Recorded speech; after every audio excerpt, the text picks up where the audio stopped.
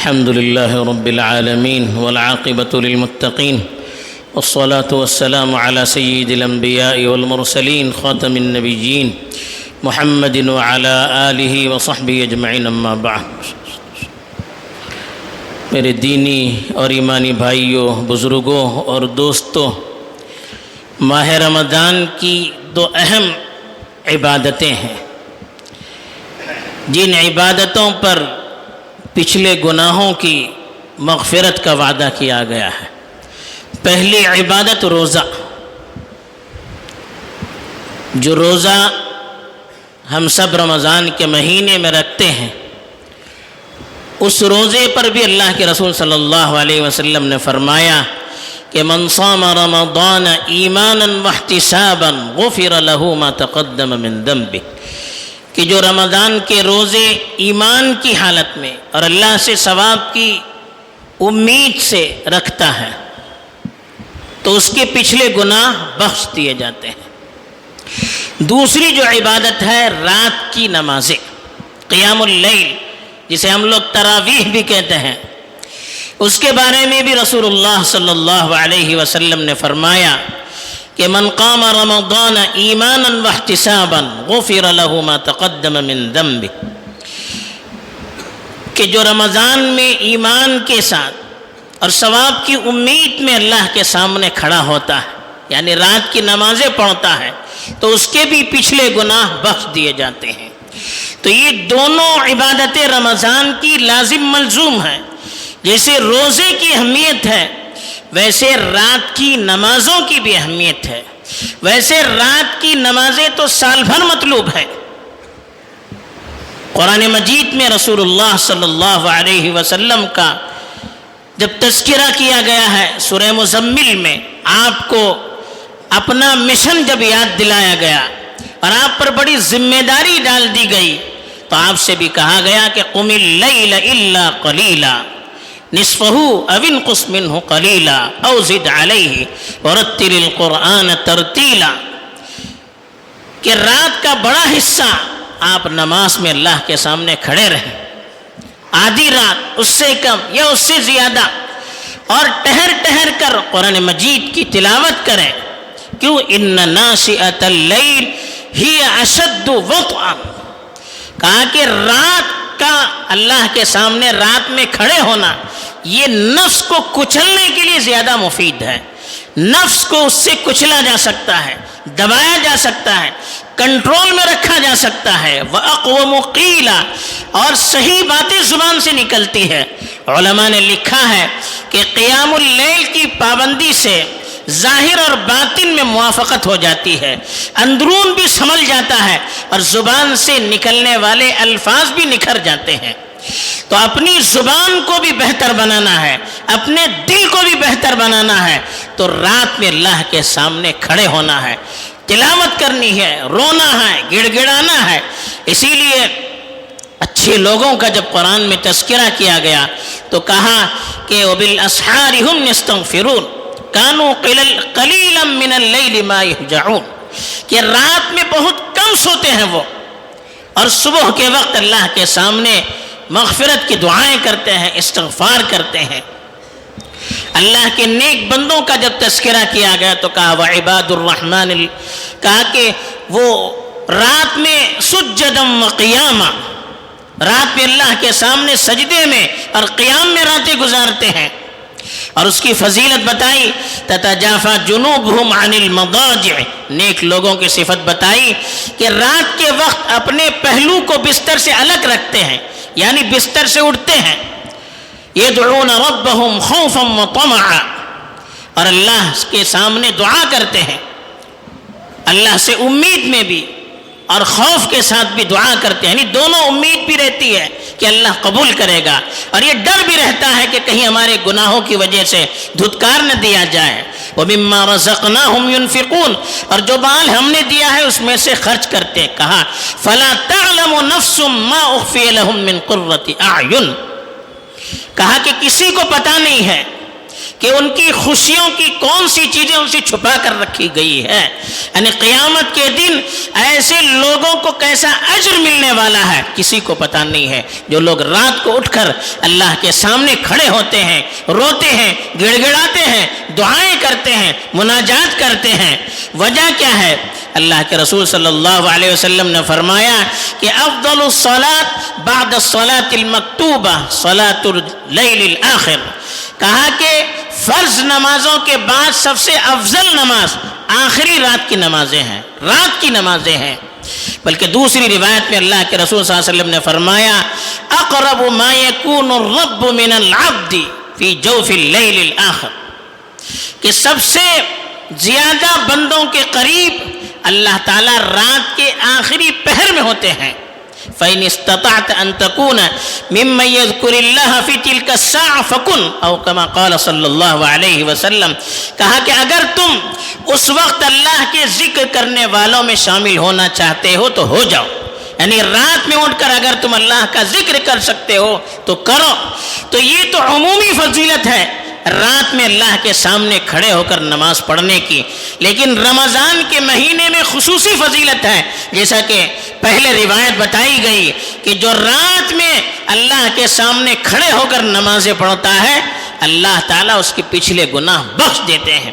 بلکہ ایک روایت میں جو صحیح سند کے ساتھ ابن خزیمہ نے روایت کی ہے اس سے تو معلوم ہوتا ہے کہ رات کی نمازوں کی پابندی سے آدمی شہداء اور صدیقین میں داخل ہو جاتا ہے. ایک صحابی کہتے ہیں کہ رسول اللہ صلی اللہ علیہ وسلم کے پاس ایک شخص آیا اور اس نے پوچھا کہ ارأیت ان شہدت ان لا الہ الا اللہ وانک رسول اللہ وصلیت الصلوات الخمس وصمت الشہر وقمت رمضان وآتیت الزکاة. کہا کہ تو آپ کا کیا خیال ہے اگر میں یہ گواہی دوں کہ اللہ کے سوا کوئی معبود نہیں, آپ اللہ کے رسول ہیں, اور میں 5 نمازیں پڑھوں, رمضان کے روزے رکھوں اور رمضان کی راتوں میں اللہ کی عبادت کروں, اس کے سامنے کھڑا رہوں اور زکوٰۃ دوں, تو مجھے کیا ملنے والا ہے؟ تو اللہ کے رسول صلی اللہ علیہ وسلم نے فرمایا من مات علی ھذا فکان من الشہداء والصدیقین. جو اس حالت میں مر جائے گا تو وہ شہداء اور صدیقین میں کل قیامت کے دن شمار ہوگا. حالانکہ سارے فرائض ہیں اس کے اندر, صرف اضافہ ہے تو رمضان میں رات میں نمازوں کے پڑھنے کا اضافہ ہے. علماء نے لکھا ہے کہ اس پر اتنی بڑی فضیلت آئی ہے کہ رمضان کی راتوں میں اللہ کی عبادت کرنا, اس کے سامنے کھڑا ہونا, اس پر اتنی بڑی فضیلت سنائی گئی کہ وہ کل قیامت کے دن شہداء اور صدیقین کے ساتھ یعنی بڑے لوگوں کے ساتھ اس کا حشر ہوگا. اسی لیے اللہ کے رسول صلی اللہ علیہ وسلم کا بھی معمول تھا کہ عام دنوں میں تو آپ رات میں نماز پڑھتے ہی تھے, رمضان کی راتوں میں خاص طور پر پوری رات جاگتے تھے. ایک مرتبہ اعتکاف میں تھے, آپ نے نماز شروع کی تو لوگ آپ کے پیچھے کھڑے ہو گئے. دوسری مرتبہ پھر, تیسرے دن پھر تعداد بڑھتی چلی گئی. چوتھے دن اتنی تعداد ہو گئی کہ پوری مسجد بھر گئی. رسول اللہ صلی اللہ علیہ وسلم نکلے نہیں, فجر کی نماز کے لیے آئے اور نماز پڑھائی اور اس کے بعد فرمایا کہ مجھے معلوم تھا آپ رات میں یہاں جمع تھے, سب کچھ مجھے معلوم تھا, لیکن میں کیوں نہیں آیا؟ مجھے ڈر ہوا کہ کہیں آپ پر فرض نہ کی جائے یہ نماز. یعنی لوگوں کا شوق دیکھ کر رسول اللہ صلی اللہ علیہ وسلم کو ڈر ہو گیا کہ کہیں یہ نماز فرض نہ ہو جائے. اتنا لوگوں کے اندر شوق تھا.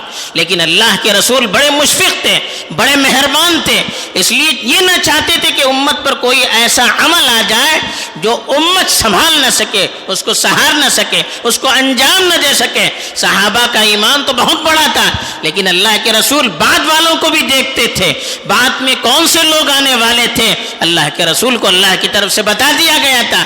اس لیے ہم لوگوں پر رحم کھا کر اللہ کے رسول نے کہا کہ کہیں تم پر فرض نہ ہو جائے, اس لیے میں نے عمدن آپ کے ساتھ رات میں نماز نہیں پڑھی. تو اللہ کے رسول نے صرف فرض نہ ہو جائے اس لیے رات میں نماز پڑھانا چھوڑ دیا تھا. اور اللہ کے رسول رات میں جو نماز پڑھتے تھے کتنی دیر تک پڑھتے تھے؟ حضرت ابو ذر رضی اللہ تعالیٰ عنہ فرماتے ہیں کہ یہ جو تیسری رات رسول اللہ صلی اللہ علیہ وسلم نے نماز پڑھی, اتنی دیر تک نماز پڑھی کہ ہمیں ڈر ہونے لگا کہ کہیں سحری نہ چھوڑ جائے. پوری رات نماز پڑھتے تھے. حضرت عمر رضی اللہ تعالیٰ عنہ کے دور میں جب فرض ہونے کا خطرہ نہ رہا تو مسجد میں تراویح کا اہتمام کیا گیا جماعت سے، تو اتنی طویل نمازیں ہوتی تھی کہ صحابہ کو ڈر ہو جاتا تھا کہ کہیں سحری نہ چھوٹ جائے. فجر کے یعنی صبح صادق کے قریب قریب تک نمازیں ہوتی تھی. حضرت ابوبکر کے فرزند حضرت عبداللہ فرماتے ہیں کہ حضرت ابوبکر کہا کرتے تھے کہ ہم لوگ اللہ کے رسول کے زمانے کی شاید بات کی ہوگی انہوں نے کہ ہم لوگ قیام اللیل پڑھ کر آتے تھے اور اپنے خادموں سے کہتے تھے کہ جلدی جلدی سحری لگاؤ، جلدی سحری لگاؤ، کہیں صبح صادق نہ ہو جائے. یعنی پوری رات صحابہ کا معمول تھا کہ وہ اللہ کے سامنے نماز پڑھتے تھے، روتے تھے، مناجات کرتے تھے، اس لیے کہ نماز پڑھنے سے اللہ سے تعلق قریب ہوتا ہے. بار بار اللہ کے سامنے جھکے گا تو دل بھی اللہ کے سامنے جھکنے لگے گا. اللہ سے تعلق مضبوط ہوگا تو ایمان بھی مضبوط ہوگا اور پھر ذوق حاصل ہوتا ہے، لذت حاصل ہوتی ہے. آخری پہر میں اللہ کی خصوصی رحمتیں نازل ہوتی ہے، دعائیں مقبول ہوتی ہے. فرشتے رات کی نمازوں میں جو تلاوت کی جاتی ہے اس کو سنتے ہیں تو اس سے برکتیں نازل ہوتی ہیں. اتنے سارے فضائل رات میں نماز پڑھنے کے ہیں، خاص طور پر رمضان میں قیام اللیل اور تراویح کی اتنی زیادہ فضیلت آئی ہے تو ہمیں اس کا خصوصی اہتمام کرنا چاہیے. لیکن افسوس ہوتا ہے کہ ہم لوگ روزے کا تو الحمدللہ اہتمام کرتے ہیں لیکن رات میں نمازوں کا اہتمام نہیں پڑھتے ہیں. تراویح پڑھتے ہیں تو ایسا لگتا ہے جیسے بوجھ ہے جو سر پر اس کو اتارا جا رہا ہے. کوشش یہ کی جاتی ہے جہاں جلدی تراویح ختم ہو وہاں پہنچ جائے، یا جتنی کم رکعتیں پڑھ سکتے ہیں اتنی کم رکعتیں پڑھیں. اور جب آخری عشرہ آتا ہے جو رحمتوں کی بارش کا عشرہ ہوتا ہے تو ہم بازاروں میں جا کر رات کا وقت ضائع کر دیتے ہیں. کتنی بری بات ہے، کتنی بیوقوفی کی بات ہے کہ اللہ کی طرف سے رحمتیں نازل ہو اور ہم اپنا وقت بازاروں میں ضائع کریں. تو رات کا یہ جو وقت قیمتی ہے، ہم کوشش کریں کہ جتنا زیادہ ہم اللہ کے سامنے کھڑے ہو سکتے ہیں اتنا زیادہ ہم اللہ کے سامنے کھڑے ہو جائیں. جتنی طویل نمازیں پڑھی جا سکتی ہو، جہاں پڑھائی جاتی ہو وہاں شریک ہونے کا اہتمام کریں. قرآن پڑھنے والے بھی قرآن کو اچھے انداز میں پڑھیں، اچھے لب و لہجے میں پڑھیں. ایسا نہ ہو کہ اتنی تیز پڑھ رہے ہوں قرآن کے الفاظ صحیح طور پر ادا نہ ہو پا رہے ہوں، مخارج ادا نہیں ہو پا رہے ہیں. الفاظ کا مطلب سمجھنے والے، قرآن پر غور کرنے والے اس کا مطلب نہ سمجھ سکیں، اس پر غور نہ کر سکیں تو ایسی نماز سے کیا فائدہ ہو سکتا ہے.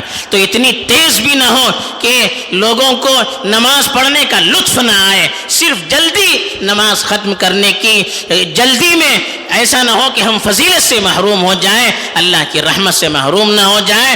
تو اس لیے ہمیں نماز پڑھانی بھی چاہیے تو اچھے انداز میں، اور پڑھنی بھی چاہیے تو خوش دلی کے ساتھ، تاکہ اللہ کا قرب اور اللہ سے تعلق ہمیں حاصل ہو جائے اور جو فضیلت اللہ کے رسول صلی اللہ علیہ وسلم نے بیان کی ہے اس کے ہم مستحق ہو جائیں. اللہ تعالیٰ ہم سب کو توفیق دے. آمین. وآخر دعوانا ان الحمد للہ رب العالمین.